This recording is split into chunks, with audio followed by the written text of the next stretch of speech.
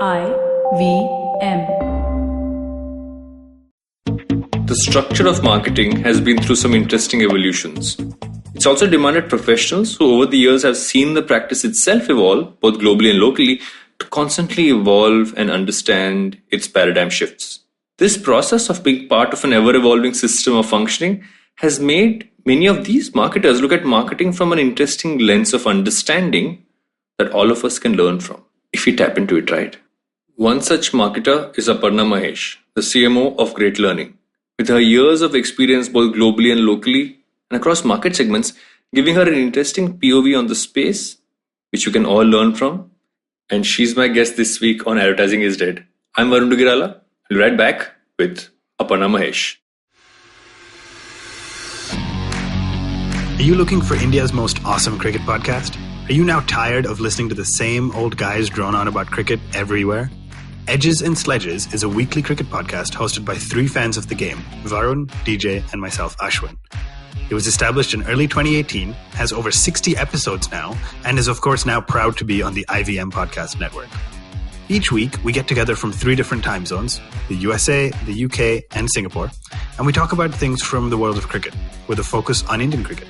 We often interview special guests from all around the world, including former cricketers and cricket media personalities. So check out Edges and Sledges, the cricket podcast, now on the IVM network. Welcome back to Advertising is Dead with Aparna. Hi Aparna, welcome to the show.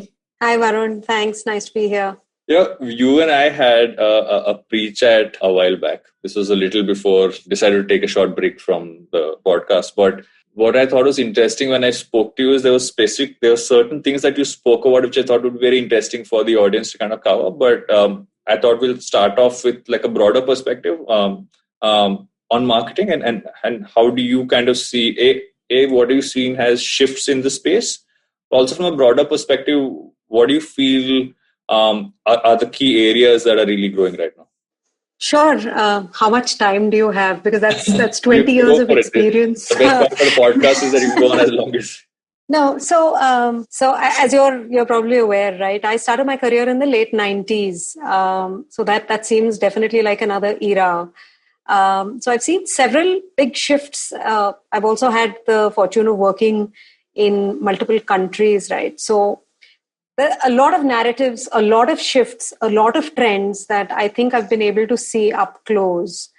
But if you were to ask me, two or three of the big headline sort of items for me in my career, I think it would be just the way the entire narrative or the control, the power that's completely moved away from the hands of the marketers. I'm not sure if it ever was in the hands of the marketers, because at the end of the day, the one who pays the money and buys the product is the most powerful. But there was definitely this delusion that we controlled the narratives, the communication about the product. Even that sort of has moved entirely away. And I think a lot of the marketing fraternity is still coming to terms with just how little we have in terms of the role to play, in disseminating, in building conversations around our own product, right? So that I think is this one big thing. The second, of course, is, in theory, marketing theory, you constantly study step by step, there's ADA happening or whatever other different models. I think with the whole digital revolution, all of that's up in the wind. I think people are, they're traversing everything in a matter of seconds. There isn't this entire thing of, okay, now we're in the awareness building phase and then we'll move on to the next phase. It ain't happening that way. Honestly, everything's happening. It's on their fingertips. If they're watching an ad, they're not, they're checking you out right away. They're making up their minds right away. So all of that is happening sort of simultaneously. So there is, so I think that is the other, which is the loop is getting closed so quickly. Feedback is coming back so quickly. And so then the ball's in your court much sooner than it ever was before as a marketer. And so, you've got to sort of keep responding to it much faster. I think that is a big one. I think when I look back to the early days, I feel we used to think those were stressful days because you didn't have access to so much of information. You actually had to go out into the market, talk to people and things like that. I think now it's way crazier because there's so much of information coming at you, right? And so it's so easy for marketers to just sometimes get completely overwhelmed with all that data that's hitting you. and losing the insights from that, right? I think it's a typical situation. Those are the big ones. Of course, there are a lot of the other ones, which is, I think, earlier, in order to move an entire industry from phase one, let's say awareness building, to it getting to becoming mainstream, if you talked about 7 or 10 years to create that sort of a thing for a new product to come in, I think now you're doing it in a matter of a couple of years or even sooner. A classic example is just the way that we've adopted. Look at flashback to 10 years ago, right? I mean, did you ever think you would be pretty much buying everything of yours online? You weren't, right? Yeah. So in a way, it's good. If COVID had to happen, it's better it happened right now, because all of us were slightly more geared for it as consumers. Imagine if it had happened 10 years ago, it would have hit us all significantly more, I feel. I actually read this one piece online which said that if it had happened even like 15 years ago, all we would be doing is sitting at home playing Snake on our Nokia 3300 on the candy bar. Absolutely. And watching TV. And I don't know how we would have coped. Yeah. The thing is that even when you think back to those days, right, you're struggling to figure out what the hell did we do.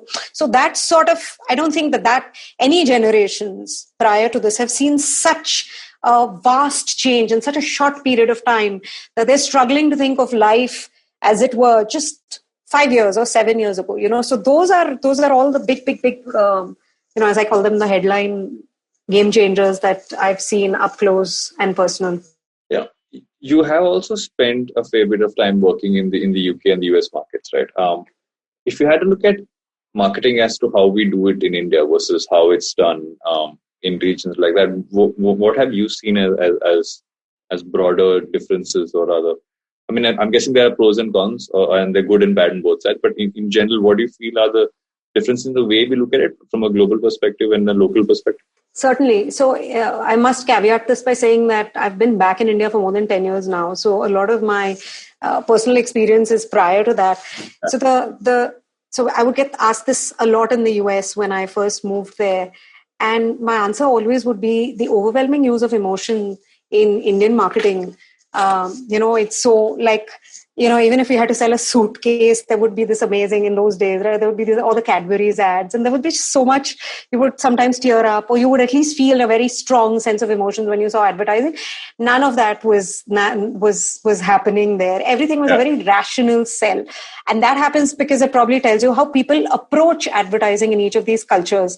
We looked at it as entertainment probably back then. And we weren't averse to advertising, whereas there it was always probably had become an intrusion. And so it was, if I'm taking away from someone's time, let me be very quick and let me give them all the information so that it doesn't seem like I'm annoying them, so that I think was a big one. And of course, the data-driven, ROI focus, extremely sharp. And, that sort of rigor was not something that I had ever seen in India prior to that. I think it's coming in right now, but I think we're nowhere close to what it would be there, right? Just in terms of being able to understand which medium is giving you what return, what bang for the buck. So that would be one. I think UK was slightly different from the US as well in terms of the different mediums that each of these were using, right? So direct mail, a lot of the countries in the Europe, actually, the people enjoy, at least this used to be the situation back in, let's say, even 2008 and 9, used to enjoy getting, direct mailers, like physical mailers where they could go through the information and things like that. That wasn't so much the case in the US. So at a high level, I think a huge, obviously all advertising is a reflection of the cultures. So we are an emotional culture. Our advertising continues to remain that way. Theirs is not. The second is just the way that people have adopted different media, obviously reflects, on digital, there's only that much that you can do, whereas if it's television, you can do a lot more. So I think it's a cause and effect needs to be understood very clearly. It's, if they are embracing, and, in the US and other evolved advanced markets, mature markets, I think digital is way bigger, right? The spends are much bigger than even on television. On India, we're nowhere close to that as yet. So a lot of those sort of drive these key differences between these cultures. Was marketing always what you wanted to do when you started off? Was Was that like the exact on like, okay, I want to be a marketer. I've never heard anybody. I want to find people who say I wanted to grow up and be a marketer, right? No, I wanted to be an economist. I was just thinking, it's funny, I was thinking of this yesterday. I did my graduation in economics. I actually loved economics. But then I also had this creative side. I used to like to write. And I had a lot of that sort of stuff. And I got admitted to MICA. And I think that's when I said, okay, this seems like it might be a place that gives me, an outlet for that creativity. Yeah. Then I got into advertising and very quickly into marketing. And then, that's where I've been. When you look at the and there's something you mentioned in our pre-chat, right? Is looking at the structure of marketing. And that's one thing that I found interesting is that you were telling me about how the structure of marketing has changed, not just for the consumer, but also for the marketer. I'd love to get into that, kind of get your POV on that. So structure, two things, right? One is the way that marketing teams are structured. I think that was one thing I had talked about. I think that's a huge difference, right? It again goes back to the earlier point I made about how quickly everything's coming at you, how quickly trends are changing. So therefore, just the fact that today you need to have in your marketing teams, there needs to be a set of people or at least some representation of people who are able to spot trends, right? These earlier would just be loosely called consumer research, which you would do once in a way. And that used to stand you in good stead because things weren't changing as much. But now, you got to be able to spot things much before they are likely to become mainstream so that you at least have a chance of having to bring that into either your communication or your campaigns.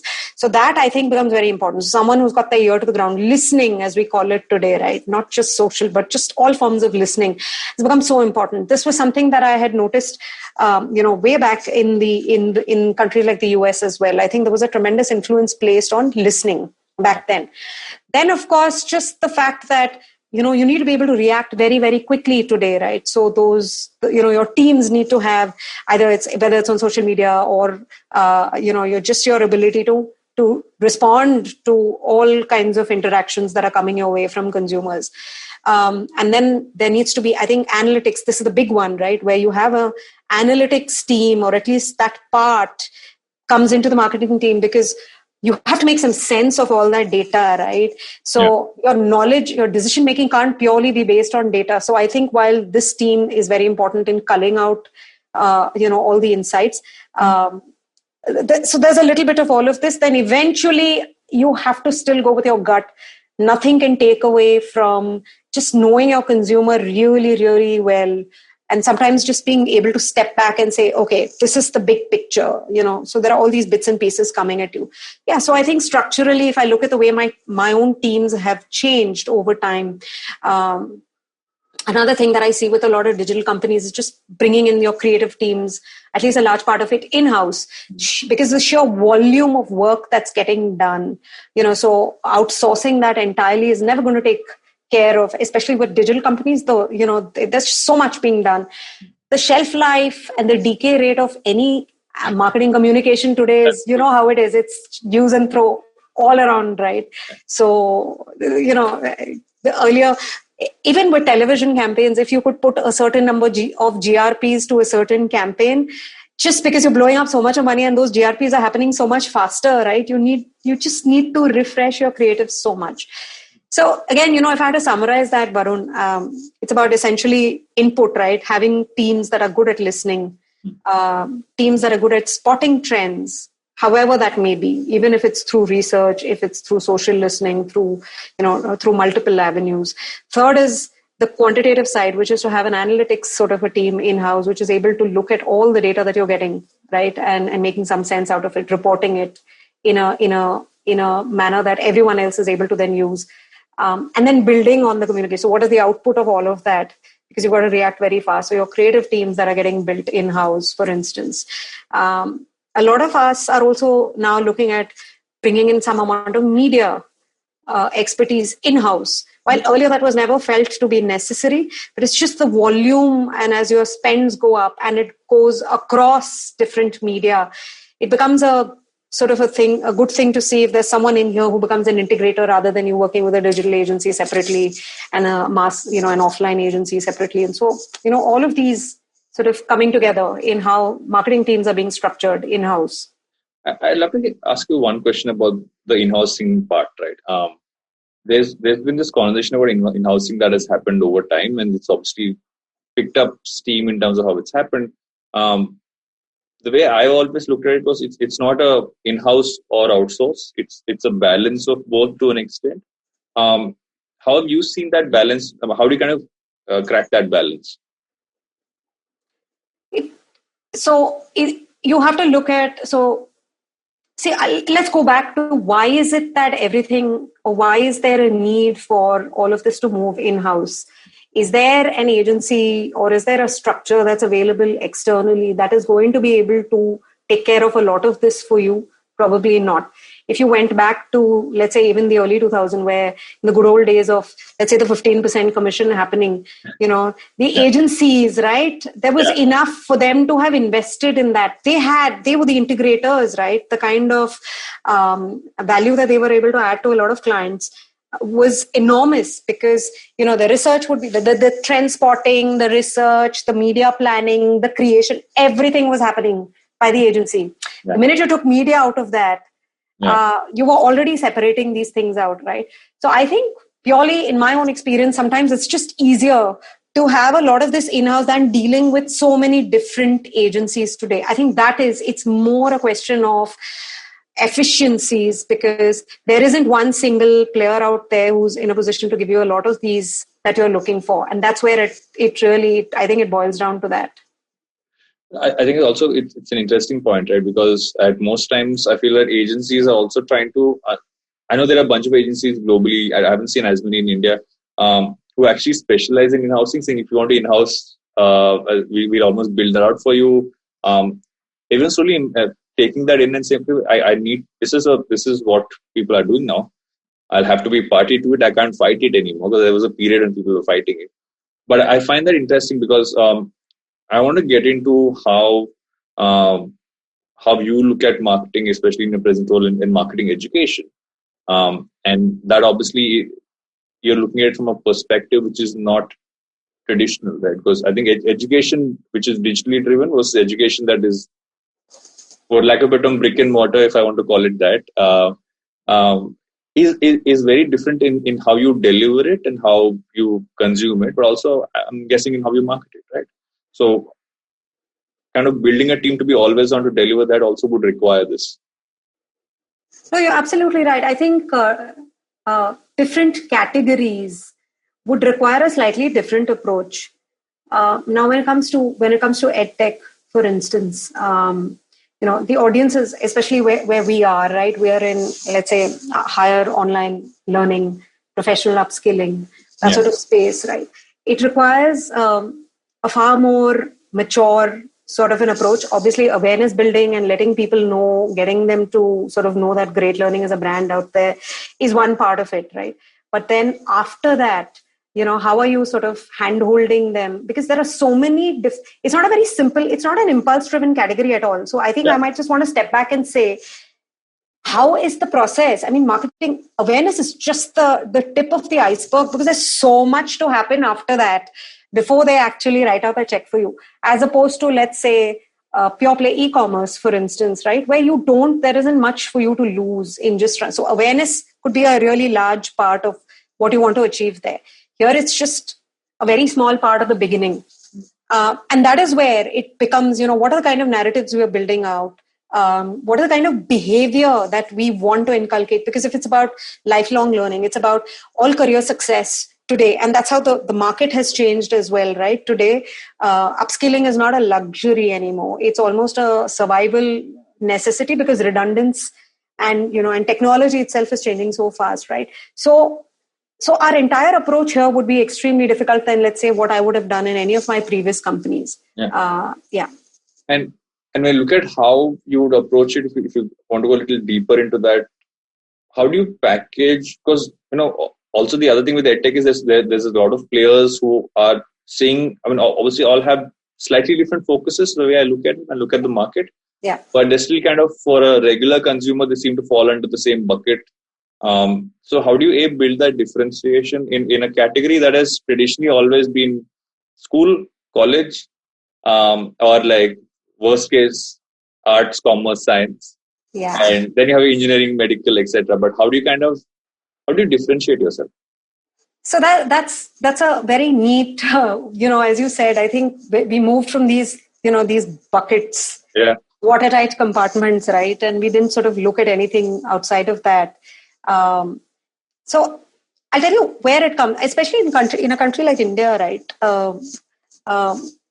There's so much of pressure on that, that 3-hour entrance exam that every kid who passes out of his 12th standard has to write, right? The fear of that haunts a lot of kids forever, right? And then the fact that dictates to a large extent the course or the direction that your life takes, right? Yeah. I think that was obviously the past. I think one of the reasons or one of the vision behind, let's say, our great learning was the fact that can't be it. If life is all about second and third chances, right, then your career needs to have the same sort of break, right? And this is what your higher learning and professional online education brings or has to offer to the lakhs or the millions of young professionals who are entering the workforce every year. And they need to differentiate themselves. That is a driving human need, right? When you're one among a million, let's say, engineers or people in any of these companies, how do you differentiate yourself? How do you move ahead? How do you get future ready? I think that is what companies like Great Learning are equipped to help people deal with. Yeah. So when you're talking about, let's say, data sciences, if some of these are going to be the careers of the future, how do you create this workforce that is ready to take on all those jobs that are already getting created in that space? So that is the vision of Great Learning. I think what also I feel has happened is that there was a time when you would have to, how do I put it? It was, I really want to study X or Y, so I have to write this exam. So I am trying to push myself to get into that institute. Now it's the institute that's telling me, no, this is what you can learn from me. You can do this from here. So it's kind of flipped in a major way, right? Completely. I mean, just the access, right? Earlier, all power is about access, Varun, in life, right? Now, when you open up access to a lot of people, right, it just simply empowers so many people, right? If the IIT brand name is such an aspirational name for us, right? And we know the numbers, how many people actually make it there. But then if you still have access to a higher degree certification from institutes such as those, or even premier institutes in the US, which probably were never things that, that was on one's list or one never believed that they could. And it's all being made available to you. I think it just suddenly opens up a whole new world of opportunities for a lot of the youngsters out there. I think what is very clear is India is so high on aspiration today. That is one thing that there is no shortage of. Yeah. And so platforms such as these give that sort of aspiration, the right kind of, they're able to clasp, reach out and make it a reality. It is one great thing to aspire. How do you then make it happen? I think that's where this sort of bridges that gap. I think what's also interesting is the fact that, like, I was running through the list of universities, and I realized where I did my engineering from is actually a university that is part of the set of universities you have, which I found so interesting to look at, which is PES, right? So I studied my engineering in PES in Bangalore. Okay. And I saw that, I'm like, that's when it came to me, right? It's the flip of it. It was like, when I wanted to do it, I had to say, okay, where can I even get in? Or if at all, if I get in, what will I get? Whereas now it's like, this is what I really want to do. And this is what I really want to learn. So from that perspective, when you look at the categories in which people really want to study, has that been interesting to look at? Saying, okay, these are the courses that people are going for the most, which from the other side you'd have a much broader perspective. But I would say that here, are there specific areas that people are focusing on a lot more? So you tend to focus on promoting those a little bit more, for lack of a better term?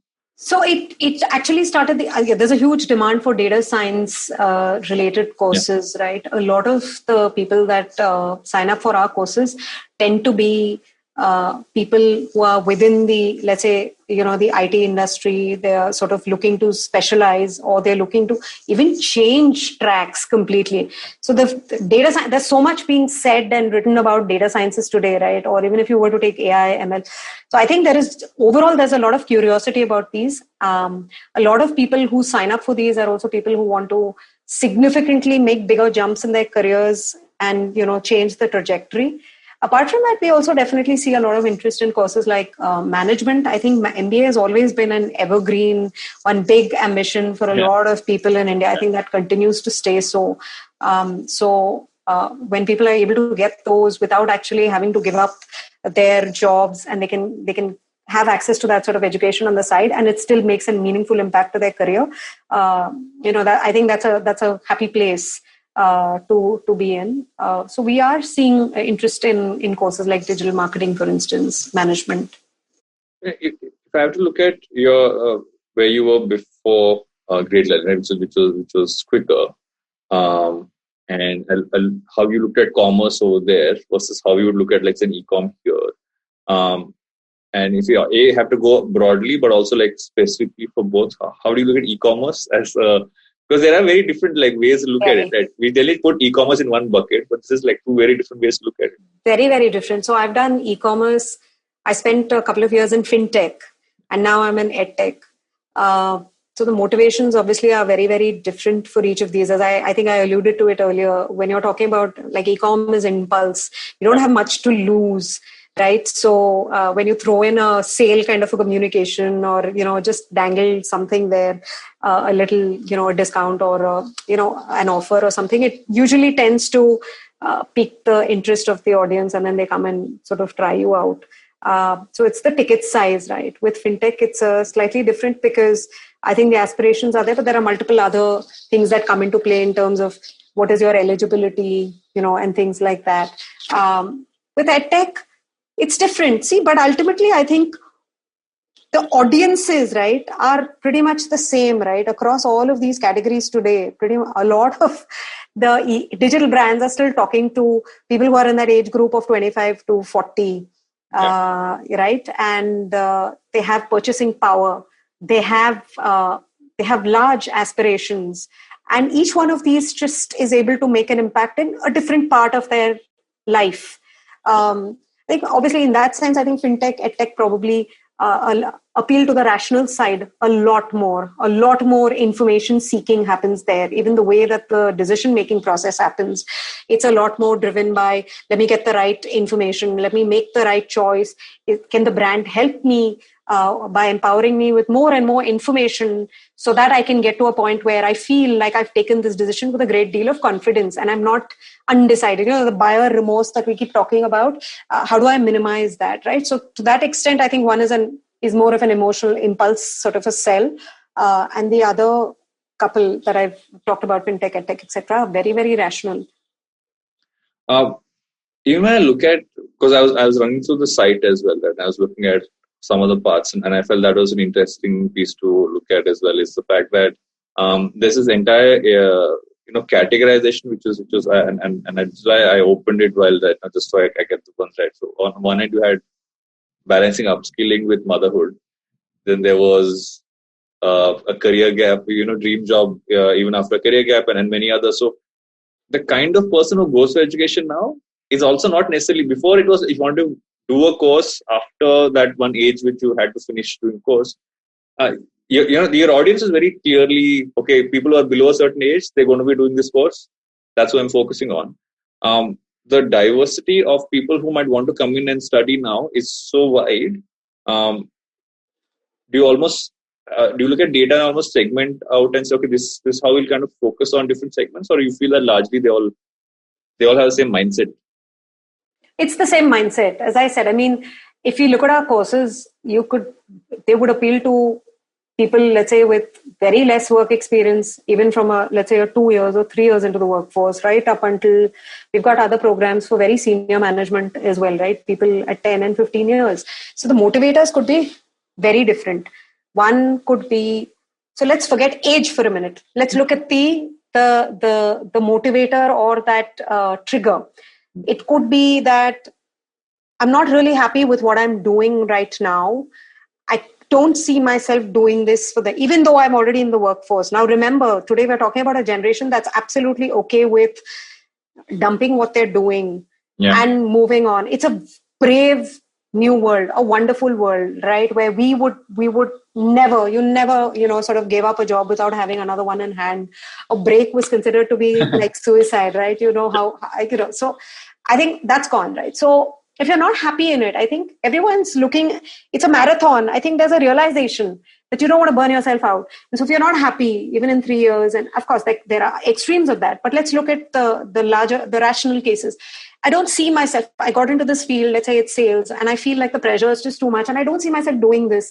Let me instead arm myself with a degree or a certification that could then open doors for me in a future-proof career, right? So as we said, like data science, that could be one trigger why people want to. Or the other thing is that, hey, I want to grow really fast because I know that I have a penchant and I have the aptitude and I have the hunger to really succeed. But I need that little push because otherwise I'll keep going at the same rate because I'm one among several right now, right? So that's the other trigger, which is to change the trajectory, move much faster. So either change tracks, move extremely fast, or there could be just some people who come and take this on because they want to learn something new. I mean, a lot of people, me included, right? After a point, you're doing this. It's a comfort zone, right? And there is that need inside which says, hey, it's an uncomfortable feeling. And I feel like people should nurture those feelings of discomfort and then look for what is it that I need to learn, right? And I think COVID somewhere has triggered that, right? For whether you like it or not, learning suddenly is in the bang in the center of our collective consciousness. Whether you're learning whether you're learning cooking or baking, or you're going back to hobbies that you dropped off, or you're doing something to save your role from becoming redundant in future, because you've seen that happen to a lot of roles today. It could be anything, right? So it could just be picking up new knowledge, adding more to my arsenal. So any of these could be the motivators. So frankly, it's not so much an age-driven thing, I would say. It could be any of these triggers. So if you had a kind of, if I was a young person listening to this, and a large part of the audience is, right, I'm in college, I'm just going to kick off my career, or I'm looking to move into marketing. I'm taking upskilling from what your marketing is saying. What should I upskill myself on if I want to work in this space of marketing for the future? What would those areas be? So absolutely. I think marketing is a fantastic space to be in, and it's never gets old. And I think it's going to be only more and more important as we start to drown in data. I think what does the marketing do, right? It's hardly about making the ads. I mean, all of those come. It's not about the ad or the packaging or the design or any of that, right? Ultimately, what does the marketing team do? They actually get to the heart of where the consumer is at today, and they understand, right? And you pick those much sooner so that the business is able to you're building a brand, which is ultimately, what the business is all about, right? So one is definitely, as I talked about how marketing teams are structured, try and figure out where you'd want to fit in. If you're someone who's got a great sense of intuition, you thrive on listening to people, understanding where they are at. If that's your thing, then try and figure out where you can get into that, right? So, either research or I think research might be a great place. Or even if you're quantitatively driven, for instance, definitely sort of understand, get comfortable with analytics to some extent. Get comfortable with data, because it's all data driven today, right? And he or she who's able to make discovery from data, right, and pull out those insights from information is going to be, is going to be the winner. So it's that. The second is if you thrive at creation. The great thing is that earlier there used to be these watertight compartments, right? There was this creative, and then you were the brand side, you were the suits, and they were the creative guys, and you didn't mix, and each one thought the other was not as great. I think all that is gone, right? Because today, if you're a content creator, if you're articulate, and you can put out thoughts that would help the brand connect with the consumer in any way, by all means, sort of nurture that. develop that. I often see, that these compartments continue to exist. A lot of people in brand teams, even today, are a little reluctant to sort of get into the creative side of things. And so there's an over dependence on the creative teams who may or may not have that level of insight. So I think, if you're able to, you'd be a very, very strong addition to any marketing team. And then, of course, there's digital marketing. At the end of the day, if you're able to figure out how best to reach your audience in a manner that with the least cost, and you're able to deliver on ROI, I think that's going to be a skill that everyone's going to need at some point.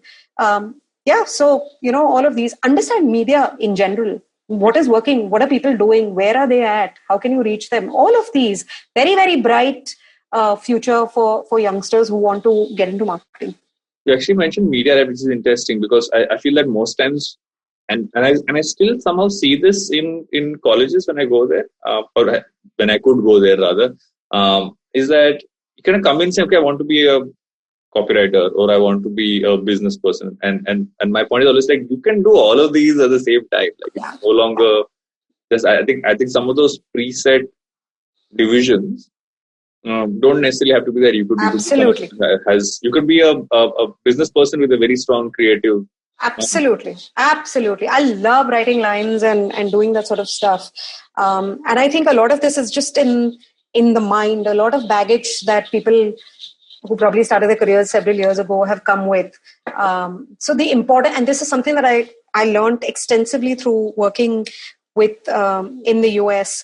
They don't have any of that. You could never be on the business side and say, I can't write because that's not my thing, because there's no one else there who's going to. So you are expected to be able to, if you know the insight, what would prevent you from putting that down in a powerful manner? It may not be the best, but you've got to be able to articulate that. So I think that is very important, just to overcome that barrier, whatever people need. I think it requires a lot of introspection. A lot of people today, the engineering types, for instance, will say, I can't do the creative stuff, but I can do the analytics stuff. Why? Just push.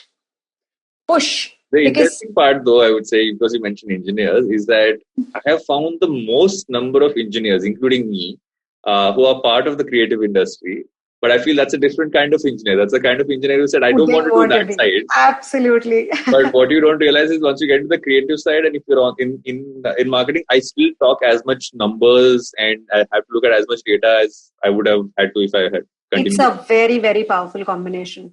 Anyone who can fundamentally look at numbers and can just communicate, they're becoming, I wouldn't say it's a rare species. It's just that because when there's so much of diversification happening across, everyone's picking one little corner that they want to operate in. Yeah. But as you move up, you need to be an integrator, right? You need to have a point of view. You need to be able to, to add value to each of these. Otherwise, you continue to become a specialist.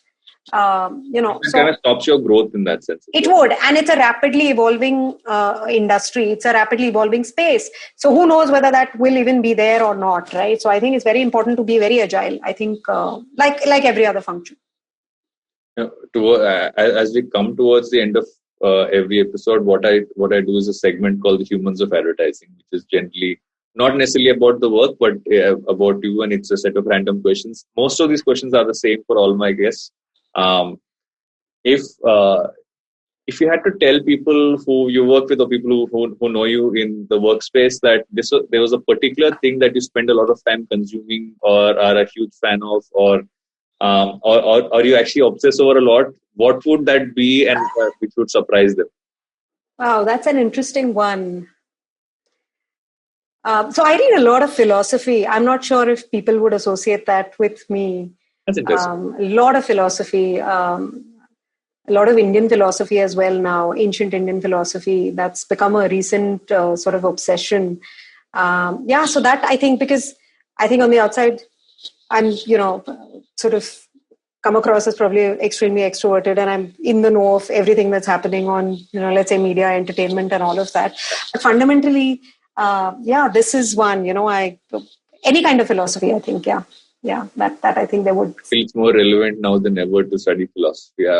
My lockdown binge has been reading anything around Stoicism, that I can find? Absolutely. Aurelius. In fact, that's so I have this book by my bedside. So Marcus Aurelius, every couple of months I will change that.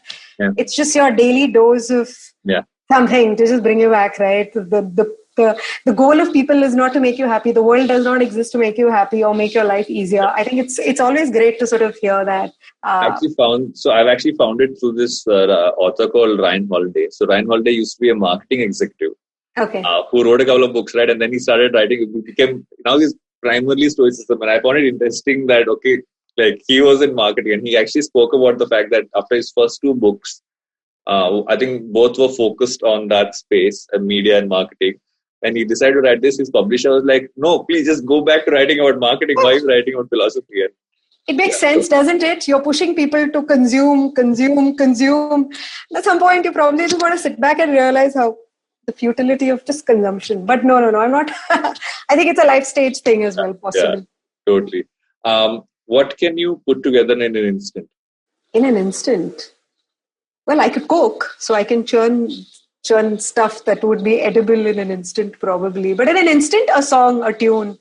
Absolutely. I'm training in Hindustani classical. Music is a big deal for me. So I could put together a song. In fact, it's a complaint that my sons always have when I'm teaching them Hindi.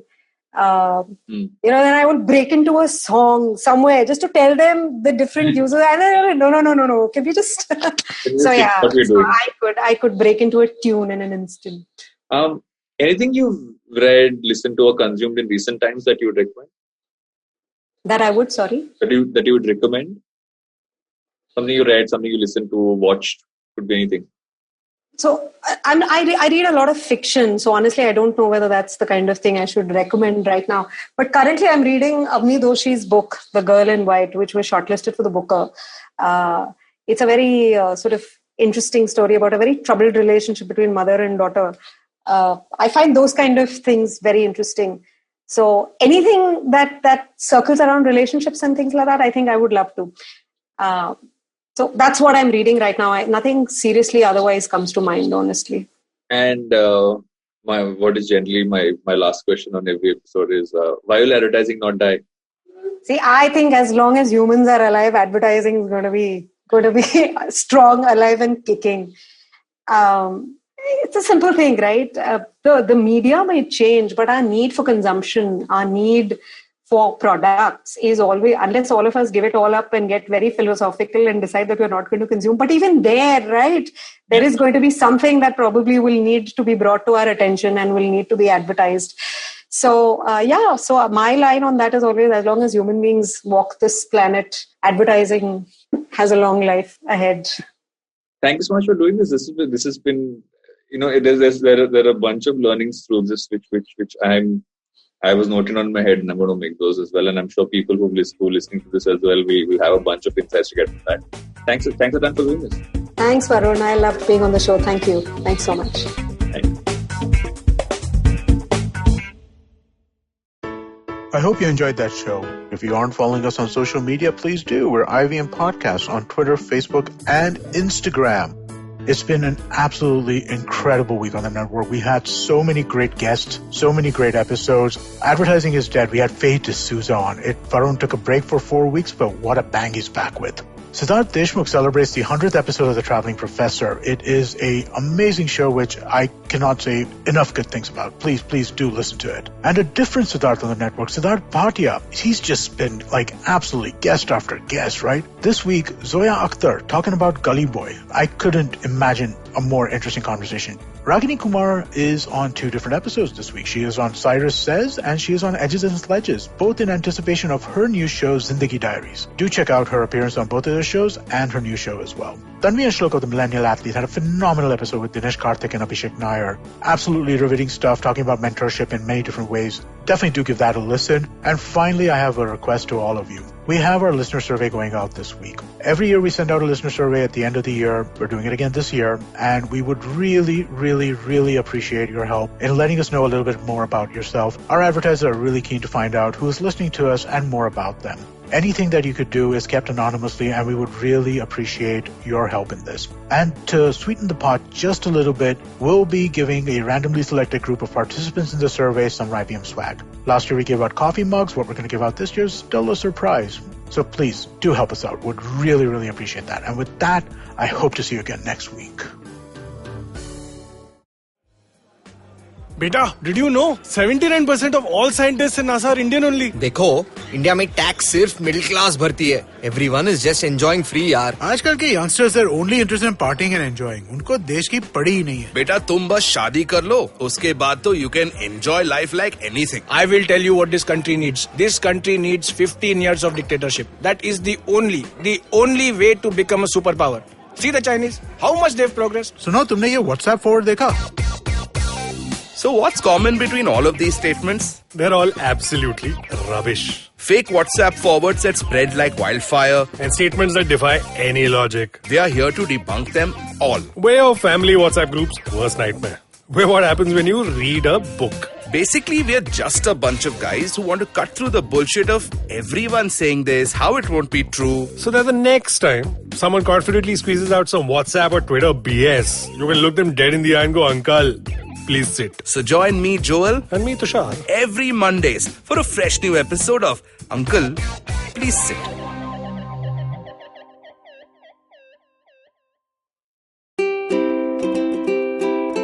How many times have you motivated yourself to improve your sleep or lose weight or be more productive? How many times have you failed? Hi, my name is Ashton Doctor. Tune into my show, The Habit Coach Podcast, where we focus on creating small, tiny habits to improve your life instead of those big, impossible tasks.